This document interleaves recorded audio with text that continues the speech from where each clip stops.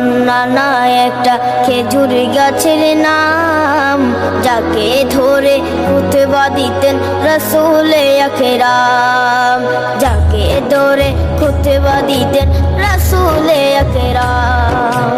উসনে হান্নানা একটা খেজুর গাছের নাম, যাকে ধরে খুতবা দিতেন রাসূল আকরাম, যাকে ধরে খুতবা দিতেন রাসূল আকরাম। গাছটা নবীর বিরহে সদা কাঁদিতে রহে, গাছটা নবীর বিরহে সদা কাঁদিতে রহে।